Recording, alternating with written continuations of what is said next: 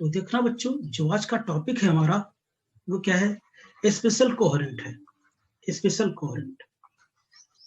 तो अगर मैं बताऊं, अगर ये कोई पॉइंट सोर्स है, अगर कोई सोर्स है, तो ऑब्वियसली आपको पता है कि ये जब लाइट आगे बढ़ेगा तो ये क्या करेगा, एक वेव फ्रंट क्या करता, तैयार करता है, वेव फ्रंट तैयार करता है नहीं।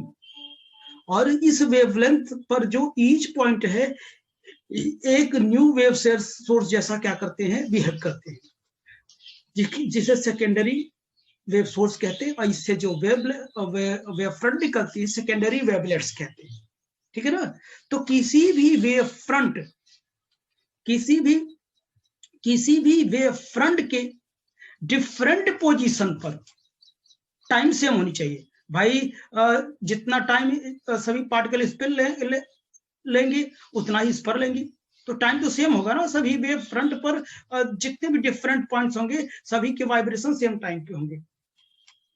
तो ये जो वेव फ्रंट है वो वेव फ्रंट के, ध्यान सुनना आप लोग मैं क्या कह रहा हूं, वेव फ्रंट के डिफरेंट पोजीशन पर, डिफरेंट पोजीशन यानी लोकेशन क्या होगा, डिफरेंट होगा, बस टाइम, बट टाइम क्या होगा, सेम होगा। क्यों सेम होगा, किसी वेव फ्रंट पर टाइम सेम होता है,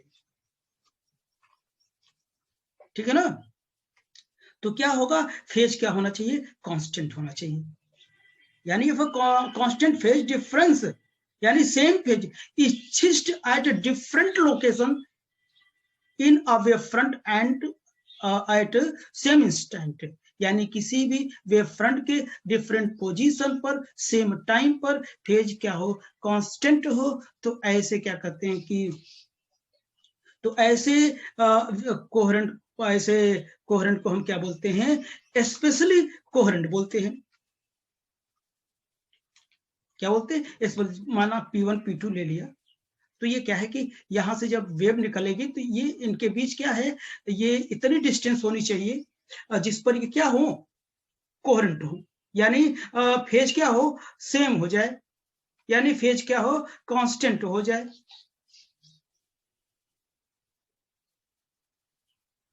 ठीक ना। तो ऐसे कोहेरेंट को हम क्या बोलते हैं, स्पेशली कोहेरेंट कहते हैं। ओके बच्चों, या तो एक तरीके से और आप समझ सकते हैं, अगर क्या है कि कोई सोर्स है हमारा, कोई सोर्स है और ये स्पेस में मैंने दो पॉइंट ले लिया, स्पेस में दो पॉइंट P1 और क्या ले लिया, P2 ले लिया, ठीक है ना, ले लिया। तो यहां से जो वेव आएंगी ये उतनी डिस्टेंस ये होनी चाहिए कि जिस पर क्या हो, दोनों क्या हो जाए, पॉइंट्स किस में आ जाए, सेम फेज में आ जाए, सेम फेज में आ जाए। तो ऐसे कोहेरेंट को हम लोग क्या बोलते हैं, स्पेशली कोहेरेंट कहते हैं। अगर इसी सोर्स को एक्सटेंड कर दिया जाए, बड़ा सोर्स कर दिया जाए, तो पॉइंट P1 है P2 है, तो ये क्या होंगे, ये पॉइंट P1 P2 क्या होंगे, कोहेरेंट नहीं होंगे।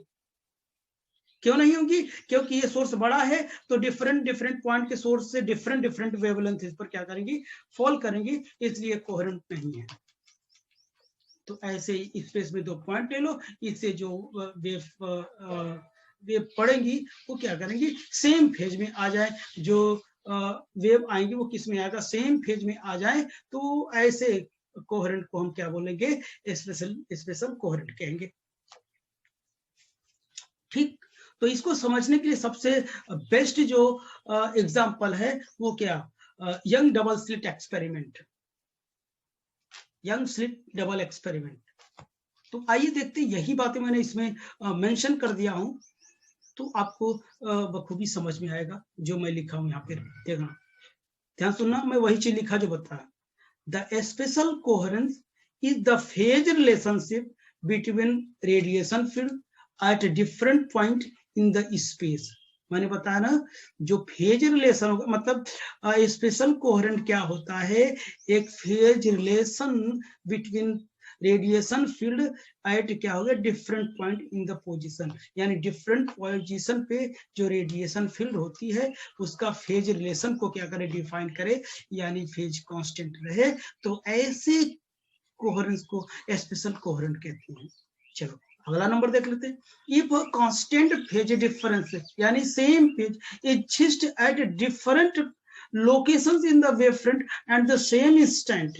अभी मैंने ये बात बताया था, ये इसका वेव फ्रंट है, किसी भी वेव फ्रंट पर दो पॉइंट ले लो, ये क्या हो, पॉइंट्स तो डिफरेंट हो लेकिन टाइम सेम हो, तो इस सेम टाइम पर डिफरेंट पोजीशन पर अगर इसका जो क्या कर जाएगा फेज सेम हो जाए, तो ऐसे कोहेरेंट को हम क्या बोलेंगे, स्पेशल कोहेरेंट कहेंगे at the same instant, then is said to be spatially coherent. अभी मैंने बताया यही चीज।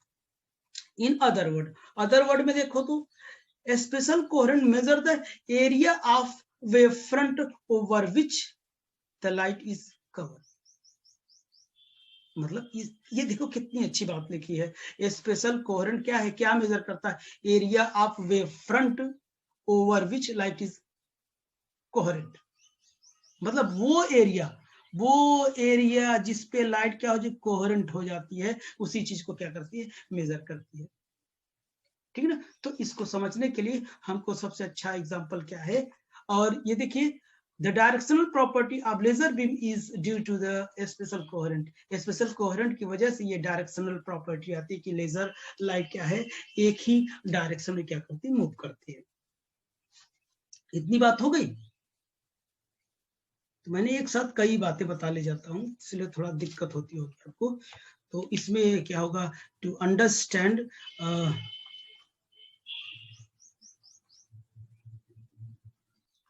तो देखिए, to concept of spatial coherent can be understood by the double slit experiment.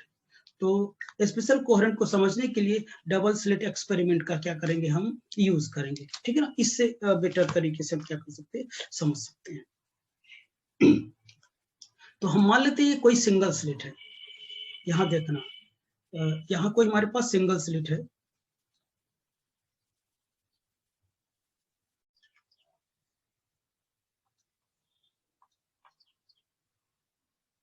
यहां मैंने एक स्लिट ले लिया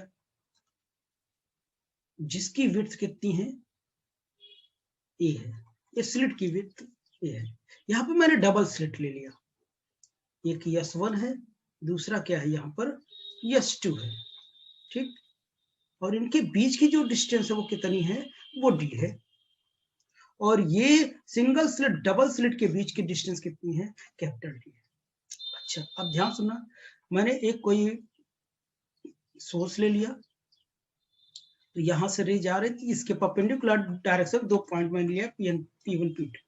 तो P1 P2 की इतनी डिस्टेंस होनी चाहिए, ये डिस्टेंस जो है इतनी डिस्टेंस होनी चाहिए कि जो P1 P2 हो वो क्या हो जाए, सेम फेज में आ जाए। सेम फेज में मतलब कोहेरेंट में आ जाए।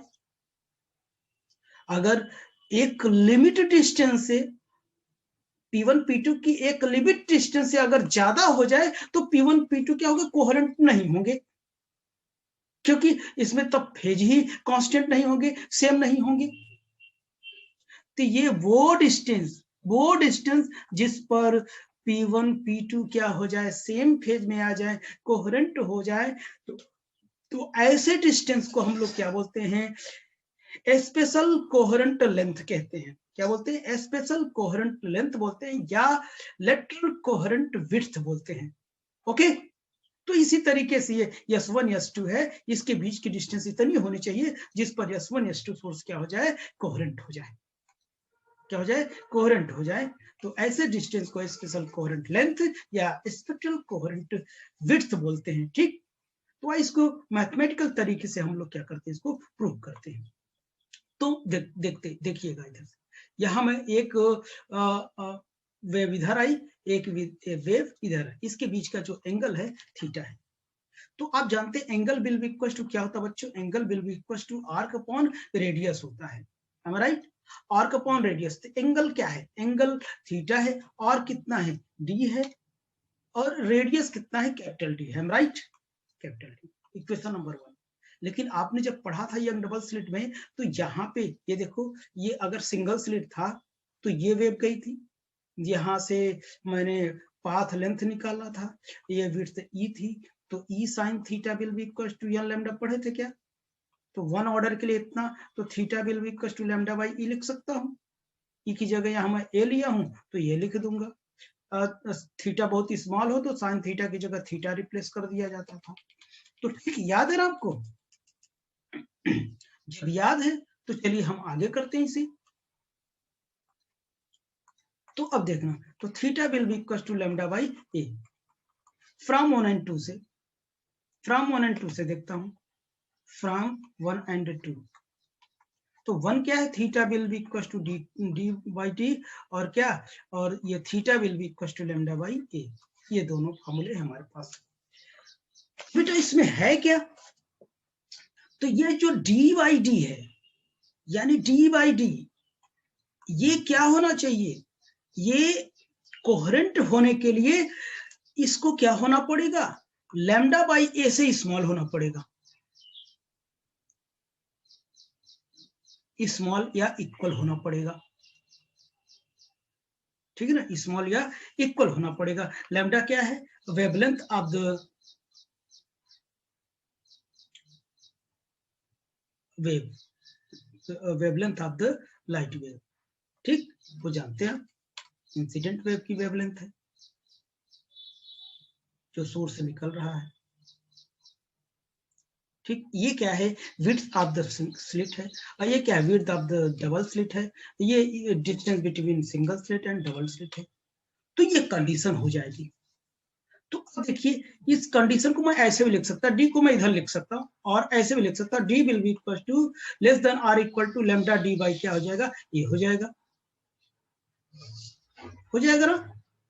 तो यानी ये जो इन दोनों S1 S2 के बीच की डिस्टेंस कितनी होनी चाहिए, लैम्डा डी बाई डी से क्या होना चाहिए, लेस होना चाहिए या तो इक्वल होना चाहिए, तभी ये दोनों क्या होंगे, कोहेरेंट होंगे, अदरवाइज कोहेरेंट नहीं होंगे। अगर इसकी मैक्सिमम लेंथ निकालना चाहूं, अगर मैं मैक्सिमम लेंथ निकालना चाहूं डी मैक्स, तो इक्वल, इससे तो ज्यादा हो नहीं सकती, ये मैक्सिमम लेंथ हो जाएगी। इसी मैक्सिमम लेंथ को स्पेशल कोहेरेंट लेंथ कहते हैं। क्या कहते हैं, स्पेशल कोहेरेंट लेंथ बोलते हैं, स्पेशल कोहेरेंस लेंथ बोलते हैं। इसी को कभी कभी लेटरल कोहेरेंस विड्थ बोलते हैं। ठीक है ना, तो इसीलिए इसको क्या करते हैं, LW से भी रिप्रेजेंट करते हैं। किससे रिप्रेजेंट करते हैं, LW से रिप्रेजेंट करते हैं, यानी लैम्डा डी वाई कितना आ जाता है, लैम्डा डी वाई ये हो जाएगा।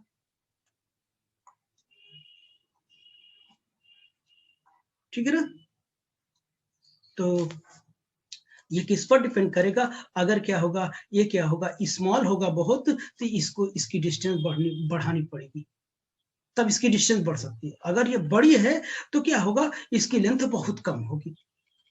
तो इस तरीके से वेरी करेगा। तो ये जो लेंथ है वो किन किन बातों पर ये डिपेंड करेगा, लैम्डा पे, डी पे और ए पर, इन बातों पर क्या करेगा, डिपेंड करेगा। ठीक बच्चों, तो ये हम लोगों का जो फार्मूला है ये बहुत इंपॉर्टेंट है। तो ये कंडीशन बन जाएगी special coherent length, special coherent के लिए। ठीक, तो ये सारी बातें मैंने बता दी, इसमें अब बहुत ज्यादा नहीं बताऊंगा। तो आई होप कि आपको बहुत अच्छे समझ में आया होगा। ठीक है ना, तो बस आज इतना ही। Okay, bye.